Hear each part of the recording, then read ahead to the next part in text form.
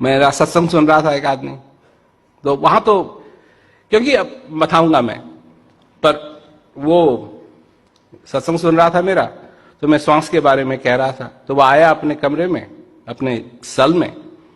अब कमरा जब कहूं तो उसमें दीवार वाल नहीं, उधर 3 तरफ दीवार और एक तरफ वो बार लगे हुए हैं। तो आया तो वो लेट गया तो वो अपने सांस के बारे में सोचने लगा। तो अपना ध्यान वो श्वास पे देने लगा। अंदर आ रहा था, जा रहा था, आ रहा था, जा रहा था। और वो कहता है कि जैसे जैसे मेरा ध्यान श्वास में जाने लगा, मुझे इतनी शांति आने लगी, इतनी शांति आने लगी।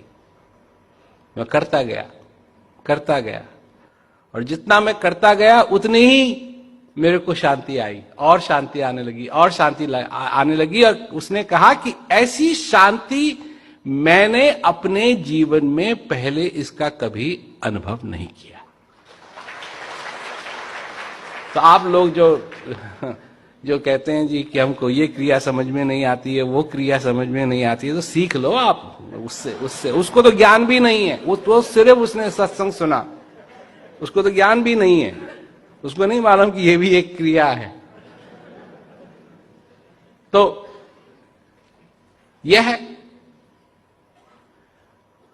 जब जेलों के वार्डन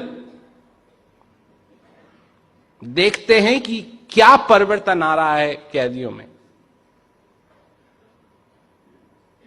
तो वो उसमें हिस्सा लेना चाहते हैं। मतलब सब वार्डन खराब नहीं है, अच्छे अच्छे लोग भी काम करते हैं, तो वो उसमें हिस्सा लेना चाहते हैं।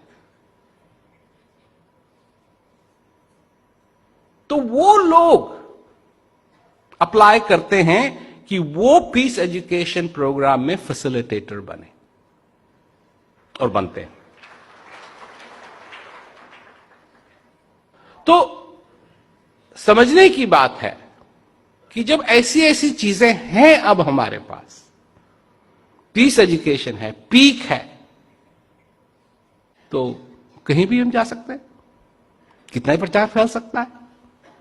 परंतु ये हुआ तभी जबकि जो पुराना सिस्टम था उसको छोड़ा गया, और नए ढंग से, नए सिरे से आज के युग के लिए, क्योंकि इस युग में अगर एक चीज की कमी है, मतलब